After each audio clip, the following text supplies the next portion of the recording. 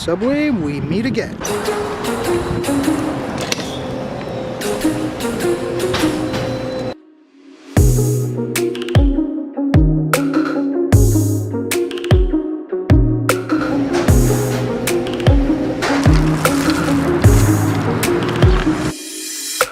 So one of the worst experiences ever in my entire life had to have been when I worked for Subway. In my opinion, it was one of the worst experiences ever in the workplace. So in this video, I just kind of want to talk about how I think Subway is not fresh and several of the things that have happened within the company or to its customers over the past several years. So this first one dates back to 2008 when a man was eating a Footlong sandwich and realized that there was a knife literally baked into the bun of the sandwich. Can you freaking imagine biting into a sandwich and all of a sudden you realize that there's a knife inside of it? So I can't really find too many details on what happened afterwards. I do know that there was a lawsuit and that Subway apparently was looking into it, but there really wasn't much of a conclusion as to what exactly happened afterwards. But of course something like that would probably want to be kept quiet, and in my opinion, Subway most likely settled with this customer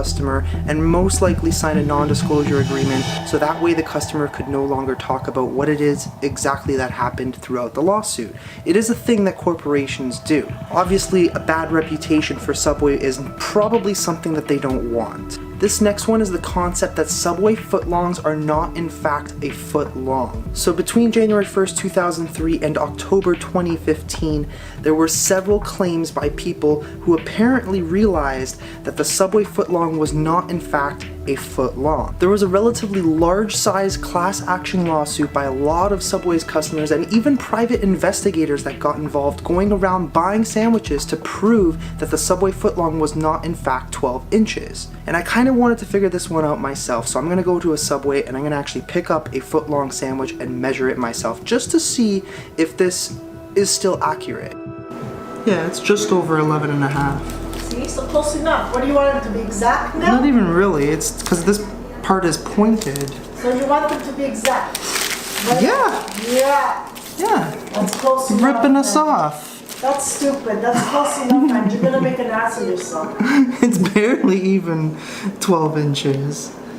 It's almost. It's pretty close. That smells. It smells. Can you save half for tomorrow? Or for at least later tonight. No, tomorrow is better. Your lunch. Why, you don't want a piece? I don't want a piece. But here's the thing with Subway's footlong, is that the footlong is actually in reference to a trademark for a product. It doesn't necessarily mean, at least at that time, it didn't necessarily mean that the sandwich was in fact a foot long. It's kind of almost like the idea of Q-tips. The product itself is not, it's called a cotton swab. It's not actually known as a Q-tip. That's not the name of the actual product itself. So this next one's kind of crazy. Apparently Subway's bread shared a chemical that was incredibly close to yoga mats. So back in 2014, they were asked to use a very specific ingredient that I cannot even pronounce the name of, so I'm just gonna read it off. It was known as azodicarbonamide. This chemical is basically a dough conditioner. So this chemical in fact shares a chemical compound that is what basically makes up yoga mats. The scary part is the fact that it took them 50 years to make a change like that. That is kind of disturbing. But this chemical was not only found in Subway alone, it was also found in products at Burger King, McDonald's, Starbucks, and the list probably goes on. I don't know how accurate this next fact is, but apparently if you do a search on Google Maps, you'll find that there are in fact more Subways than McDonald's. I don't know if this is accurate for my area as I live in Canada, but I'm gonna check it out anyways on the computer. Subways near me. So within my vicinity, I'd say that's probably about a 4-kilometer radius. We got 1, 2, 3, 4, and then there's 5 and 6. Let's see how many McDonald's we have near me now. McDonald's. I'd say within the same radius we have 1, 2, 3, 4, 5, 6, And there's a few more that are like in this area. But I'd say there's about the same, which is somewhat surprising. This next thing, I cannot stand the Subway smell. I don't know about you guys. I don't know if it's just me, myself, or the fact that I used to work there and that I'm a former employee.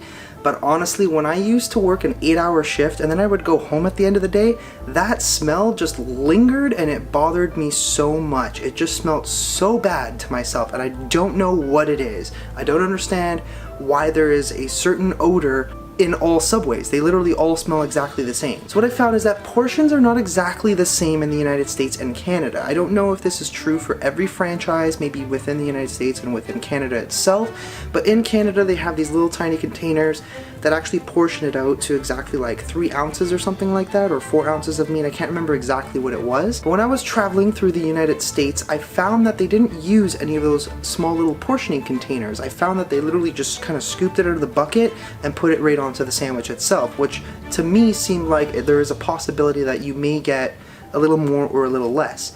I don't know if that's a real thing still. That was many years ago now, but that's what I noticed. This next thing is kind of gross. The fact that the chicken at Subway is not entirely real chicken. It's actually only 50% real chicken. And this was proven by Trent University here in Canada. So they found that 50% of the chicken was in fact real chicken, and then the other 50% was made of soy, which is kind of weird. It's like, realistically, what are you paying for? I would much rather a real piece of chicken. At least that's what I would think that I'm getting. But according to this test, it's not entirely true. The next thing I wanted to talk about is the freshness of Subway. We all know the slogan, Subway always fresh. But based on my experience, it's not exactly as fresh as you would imagine.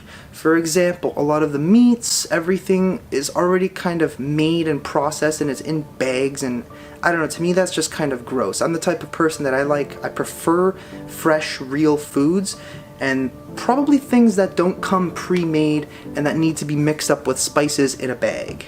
So there was this thing, I know there's a lot of obvious prep that goes into things like restaurants and food preparation and all that sort of thing. You like to do things kind of in advance. But what I found was a lot of the vegetables were cut like maybe 3 to 4 days in advance. So of course you'd have sliced tomatoes that were literally sitting there in a container for several days. To me, that's not all that fresh. I mean, as soon as you cut a vegetable, that vegetable already starts decaying. The other thing is the lettuce. The lettuce actually comes in a pre-shredded bag. Like, I don't know, how do you consider yourselves fresh when you can't even bother to actually chop up your own lettuce? And the other thing is, of course, again, back to the meats. A lot of the meats, even when they cook them, they don't cook them in any sort of proper way. They do it all in a microwave. I remember specifically the meatballs they would put in a container of water and they would literally microwave them for like 14 minutes or something like that. I don't know, that just kind of threw me off a little bit. Made me definitely not even want to eat at Subway anymore. Again, that's probably just due to my own personal experience of having to work there.